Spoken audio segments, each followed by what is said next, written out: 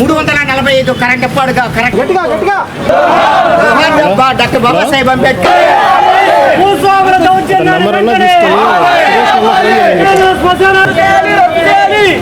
చెయ్యి సురేష్కి చెయ్యి ఒకసారి.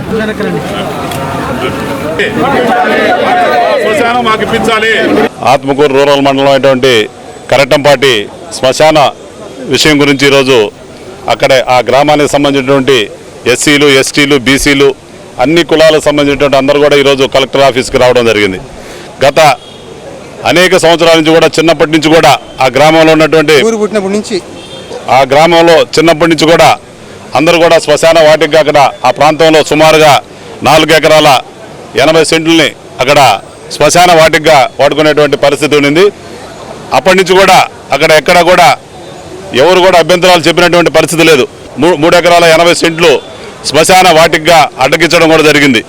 అయినప్పటికీ ఏదైతే ఆ భూ కబ్జాదారులు ఉన్నారో ఈ రోజుకి కూడా దాన్ని కొనసాగిస్తూ ఈరోజు మళ్ళీ కూడా వచ్చి ఆ పొలంలో కొంత పనిని చేసేటప్పుడు ఆ గ్రామానికి సంబంధించిన ప్రజలందరూ కూడా ఆపడం జరిగింది. దానికి సంబంధించి అప్పుడు ఆపినప్పుడు ఏంటంటే ఏదైతే అధికారులు ఉన్నారో ఎంఆర్ఓ గారు వీళ్ళందరూ కూడా ఆ ప్రాంతానికి వచ్చి సర్వే చేసి ఆ రైతులతో ఆ గ్రామంలో ఉన్న ప్రజలందరితో కూడా ఒప్పించుకొని 3 ఎకరాల 40 సెంట్లు మీకు శ్మశానానికి ఇస్తామని చెప్పి హామీ ఇచ్చి రావడం జరిగింది.